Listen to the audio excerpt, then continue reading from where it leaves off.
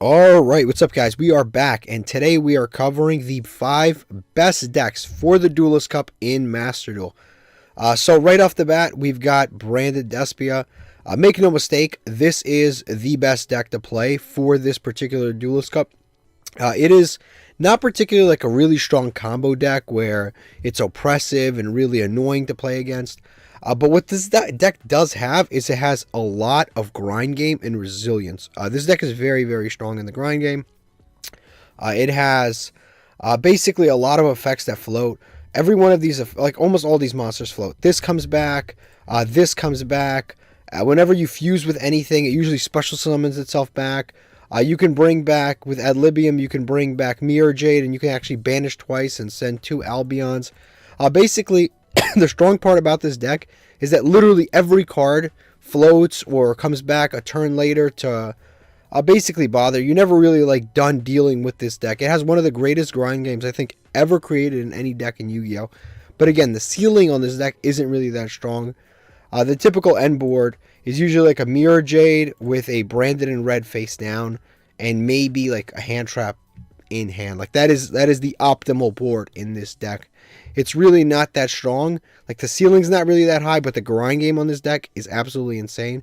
It is by far and away the strongest deck in the entire game. If you want to win and you really want to be competitive in this environment, I strongly recommend that you build this particular deck. It is going to give you the best results. Not particularly my build, because there are other builds that play like Allure of Darkness, Marcourier, the Tri-Brigade kit thing, the Springins kit. There's a lot of different builds going around. There's also that build that plays the it plays the monster that you basically summon onto your opponent's board, like a Ra's Disciple or something like that. You summon that onto your opponent's board, and then they basically can't do anything with it, and they have to pass their turn. Personally, I'm not like a huge fan of that particular build. I think it's a little gimmicky, and it's much better. That build kind of sucks when you have to go second. It's good when you're going first because it almost guarantees that you win, but when you go second, it's kind of like a very iffy thing. But yeah, this is by far the strongest deck in the entire Duelist Cup. I was considering making a video on how to beat it because I can almost guarantee you this is going to be the most played deck in the entire event. So if you want to see a video on how to beat some of the top decks and what to hand trap and how to basically deal with annoying cards and annoying decks that are going to be very common in this event, I can possibly make that video. But yeah, this is the very first deck and definitely the best in the entire thing. Let's move on to the second deck.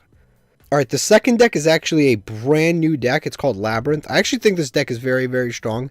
It never got a chance to really shine in the TCG because we automatically got tier elements immediately.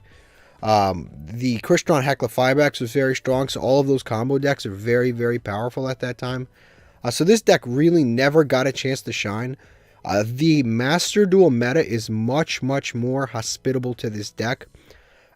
Master Duel is very, very good for Eldlich. Eldlich is strong in Master Duel, but this deck might actually be a stronger version of Eldlich, just because the monsters do a lot more than just Eldlich, the Golden Lord. You've got so many different fiend monsters that are really good. Lovely Labyrinth is a really, really good boss monster. The field spell is really strong. It gives your trap cards additional effects, or I should say they welcome Labyrinth. And then, of course, just in general, you don't even have to play Floodgates. One thing I will say, if you're going to play any Floodgate, I would recommend that you play Rivalry of the Warlords. Rivalry of the Warlords is, if you're going to play any Floodgate, this Floodgate is one of the only Floodgates that actually beats Branded Despia, because all the other Floodgates don't really bother. Like, goes in match, almost all of them are dark. There Can Only Be One does almost nothing because there's so many different types of, like, Fiend and Fiend, Dragon, Fairy, Worm. They have a billion different types, so it really doesn't bother them.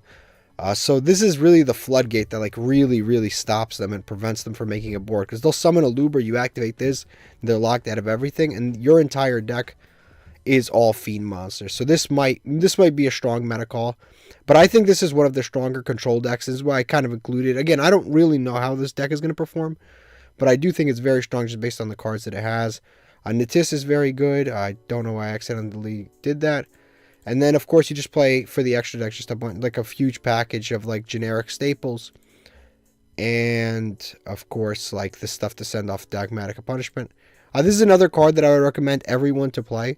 It's very, very, very good, and it helps you out like huge boss monsters that your opponent may have, no matter what deck that they're playing. So I would highly recommend the Goddess of the Closed World. All right, next up we've got Swordsoul. Now this deck feels like it's been meta relevant for like 100 years, and that's because it essentially has been meta relevant for like 100 years. This deck is still extraordinarily consistent. Now, this particular build isn't like the absolute best here. Again, I just kind of grabbed one online. This is a deck that I never really had any like interest in making. I prefer kind of like pure Tenyis, but this deck is still very, very strong. Its combo starters are very, very easy to get to, which is the Mui. It's searchable through this, and it's also searchable through the Ecclesia, or special summonable from the deck.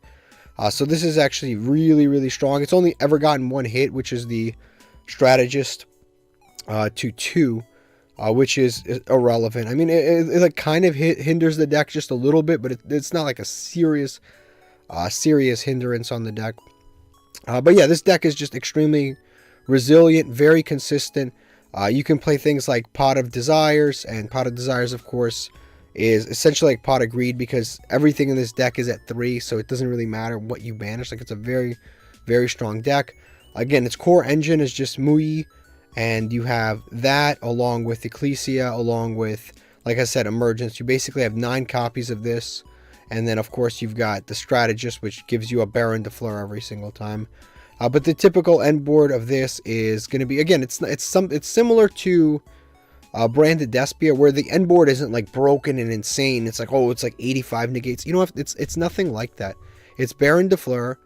It's the Xiaofang, and then it's Baron de Fleur, that, and a set Blackout. Like, it doesn't seem like much, but that in itself is like 4 interruptions with a lot of follow-up. So that's kind of like the positive the positive part of this deck, is it has a lot of interruptions from very, very little. Like, basically one Muyi in any Wurm monster ends you on 4 interruptions, which are really, really strong.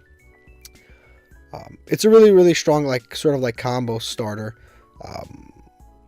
which is really good. Yeah, it's just a very, very consistent and resilient deck, so it definitely deserves to be in the top 5 decks of the game. All right, next up we've got one of the other really, really, this is probably the strongest combo deck in the game.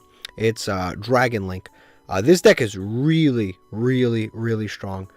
Basically what it does is it just sets up a bunch of like dragon monster negates, and they're all really, really strong. A bunch of various interruptions, things like Hieratic Seal of Heavenly Spheres, things like the Borload Savage Dragon, Abyss, stuff like that. But the deck is really, really good at comboing. Now, I will say this deck has a very, very high skill ceiling. So if you're not prepared for this, this is definitely not the deck to take to the Duelist Cup. This is not a deck that you can like master in just a couple of days, because obviously the Duelist Cup has already begun. So this is one that I would probably recommend if you already have it lying around, you've played it before. This is a deck for you. But definitely these combos are a little bit newer. It's the newer sort of Dragon Link combos. It's focused around Chaos Ruler. Chaos Ruler is the reason you play like Effect Veiler and Psyframe Gear Gamma instead of like Maxi and stuff like that. Just because these cards are really, really strong with Chaos Ruler, because it mills cards essentially for free. You play things like Fairy Tale Snow. Again, when it gets milled, it's very, very good. But yeah, the deck is very resilient. It has a bunch of non-linear combos. You basically have an answer to everything. You can play through Maxi or play around Maxi. You can play around Nibiru, for example, because you can use Hieratic Seal of Heavenly Spheres.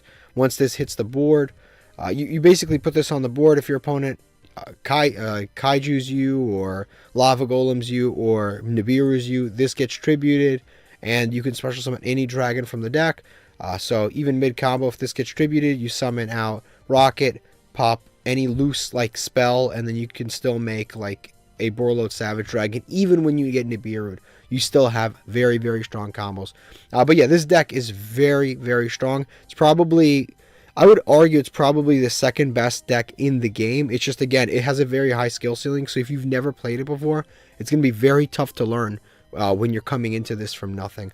So definitely keep an eye out for this one. It's one of the stronger decks in the game.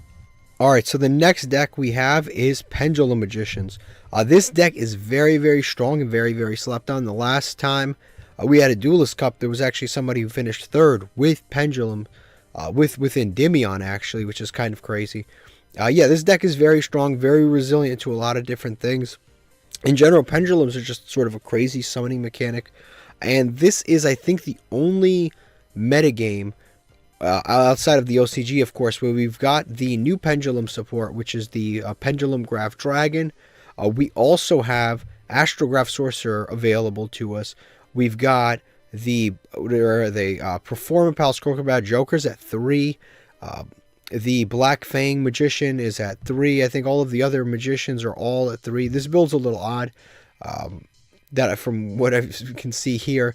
But yeah, all of that stuff is at 3. We also have Electromite Legal, and we have Beyond the Pendulum. So we literally have all of the different Pendulum stuff, all legal, all fully available, which is kind of like crazy to even think about, that this deck is like totally at full power. I think this is definitely a deck to look out for. 100%. And if you can play the Super Poly target, you might want to play the Pendulum Super Poly target, because if you're not ready for this deck, you will actually lose to it. If you don't know what to ash, what to hand trap, what to do and when to do it, you will lose to this deck. This is a very, very strong and resilient deck, so definitely keep an eye out for it. That is basically the end of the video. If there are any decks that you think that I missed on this list, or ones that you should definitely keep an eye out or definitely try, let me know in the comment section down below, and thank you for watching. La, la, la, la, la, la, la, la.